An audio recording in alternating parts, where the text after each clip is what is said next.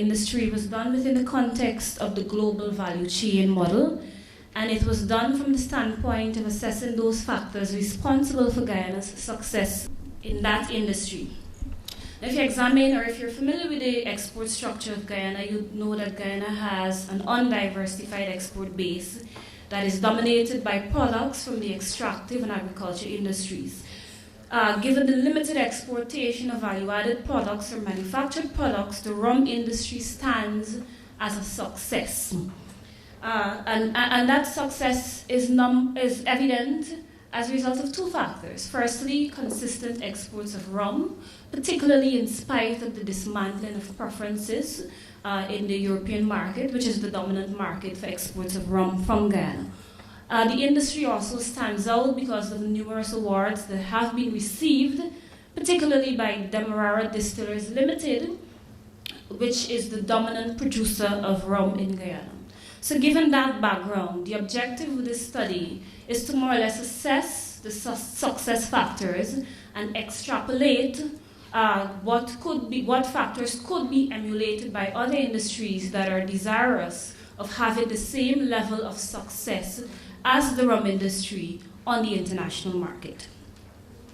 So all of this was done within the context of the Global Value Chains Framework developed by the Duke University Center for Globalization, Governance and Competitiveness, utilizing both primary and secondary data. The diagram that you're seeing reflects the input-output structure for the global value chain of rum. It encompasses 5 stages, beginning with sugarcane byproducts, the production of sugarcane byproducts, followed by bulk rum production, which essentially captures the interlinked functions of fermentation, distillation, and aging, followed by blending, bottling, and distribution. I thought it's important to point out that at a rum production stage, many firms tend to have vertically integrated operations because they want to control the uniqueness of the products that they're producing, and that uniqueness is carved or more or less created as a result of the functions of fermentation, distillation, and aging to a limited extent. When we move to blending and bottling, we see that the chain becomes a bit more fragmented internationally. We can have companies that are involved in the aging of rum, but are not necessarily involved in fermentation and distillation of spirits. You can also have firms involved in bottling and blending of rum that are not involved in any of the previous functions that I mentioned. So if we take, for instance, Canada, we'll see that rums from Antigua, Barbados, and Jamaica are being produced under the brand Screech. But Canada, of course, is not involved in those previous functions that I identified earlier. On a global scale, the major import markets are the US and Europe. In Europe, we have Spain, the Netherlands, UK, Italy, and Germany standing out as important markets. For Netherlands, Spain, and Germany, those countries' involvement in the global value chain is more or less characterized by them importing bulk rum and exporting value-added rum. India is a very large market. India in 2009 consumed 362 million liters of rum. But what is important about India is that India really does not import any rum. India consumes what is produced locally. The dominant export markets are the Netherlands, Guatemala, Latin America, and the Caribbean. And the major brands are Bacardi, Tande out of Philippines, McDowell's out of India, Captain Morgan Original Spiced Rum, produced by Diego out of London, or headquartered in London rather, and Havana Club. When we examine Guyana's rum industry, the most notable feature of the industry is its concentration. And that concentration characterizes the production of sugar all the way to the bottling of rum. So it's evident throughout the entire value chain for the production of rum domestically. So there's monopolization of molasses production by the state-owned Guyana Sugar Corporation. When we move to fermentation, to distribution, the chain assumes a monopolistic structure. DDL is the only company involved in the fermentation and distillation of rum. Banks DIH, which produces under the XM label, is only involved in the chain from aging to distribution and marketing. So Banks produces rum, but does not ferment, does not distill rum. Rather, it imports bulk rum, I believe, from Banks Barbados. It also purchases from DDL and more or less ages that rum that is now labeled, that now carries the XM label. DDL has a capacity to produce in excess of 26 million liters of pure alcohol annually. It produces both bulk rum. It supplies to Diego, Jim Beam brands, Hiram Walker, Kirby's, Cadenhead out of Germany, etc. It also produces premium rum, and the premium range of rums were launched in 1992. These are dark-aged rums under the El Dorado brand. There are 8 varieties of that rum, ranging from the 3-year-old rum to the 25-year-old rum. The major markets of DDL are the US and the EU. DDL has had a successful presence in the EU because DDL has reached out to a number of associates in Europe. So DDL has subsidiaries and associates in Europe. It also has subsidiaries and associates in North America and Asia, and that has allowed them to be able to access those markets. For instance, in the UK, it has a number of partners. In Netherlands, it has a number of partners as well. And it also has a partner in India. So as a result, it is able to access those markets. The objective of this paper was more or less identify those success factors. And this is where I'm going to turn my attention to those factors.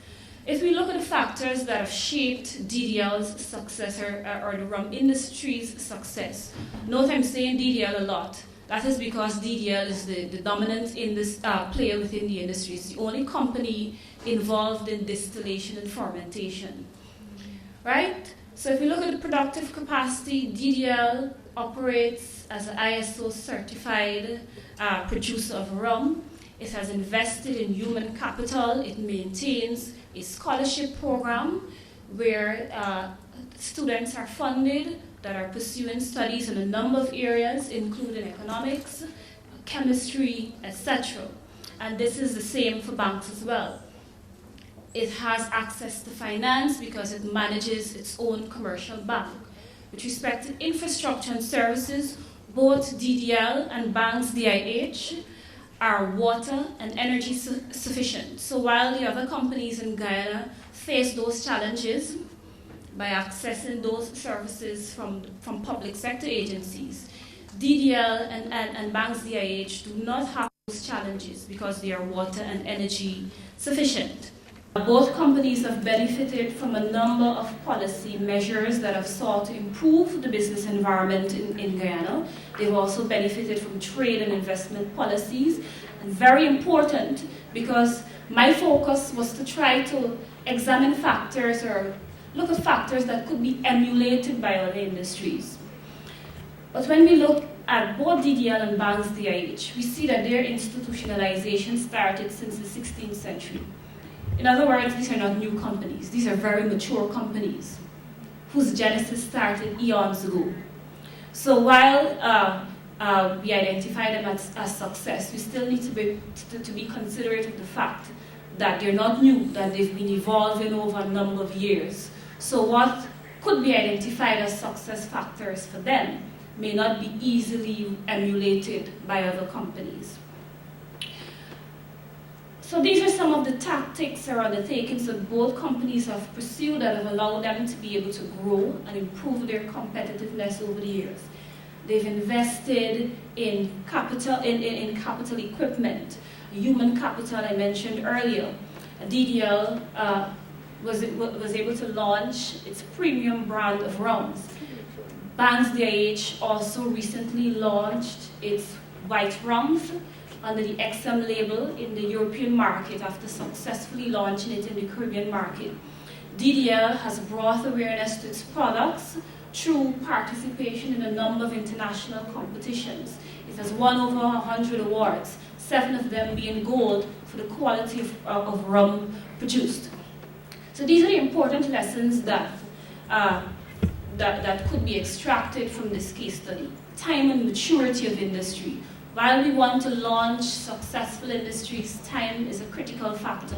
Leadership, if you look at both companies, the heads have been with those companies for over 30 years. Product diversity. DDL produces a range of rums. They've only recently entered the low-end market by producing vodka under the Ivanov brand. Niche markets. The largest segment of rum produced by DDL is bulk rum. But DDL has exhibited more consistency and stability under the premium line of rums. But in particular, the aged 25-year-old rum, the El Dorado rum. Human capital investment is also very important. In terms of upgrading trajectories, the industry is doing well, but of course there's scope for improvement.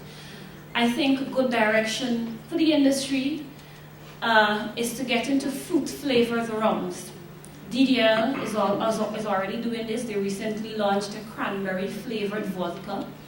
I think there's scope for banks, DIH, to also adopt this as a strategy to improve its competitiveness globally.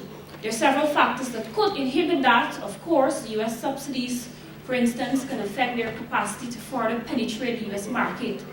You may not be aware, but the US has a system in place where 98% of the earnings and duties levied on non-US made rums are returned to those producers, which gives them artificial competition and could affect other producers. But at the same time, there are a number of opportunities that we can exploit. If we examine the global market, growth is significant for the aged rums, for dark rums. White rums are also exhibiting growth, which means that banks DIH is in a very good segment and should probably try to expand there. I think there's scope for them to further explore involvement with other companies, developing relationships with other partners that will allow them to be able to access other markets. If we examine export trends, there isn't a significant presence in the US market, although DDL spent some $5 million Guyana to protect the El Dorado trademark in the US market. So there's scope for us to expand in that market as well. Given that fact, there are a number of things that should be improved and would necessitate actions by public sector agencies. First and foremost is improvement in the local sugar industry, which supplies molasses to DDL. In times of shortages, the company has been forced to secure molasses from Brazil. We don't want that. We want to establish proper linkages where molasses could be supplied to the industry by the local company. A trade policy is very important to circumvent the challenges currently being faced by US subsidies, I think.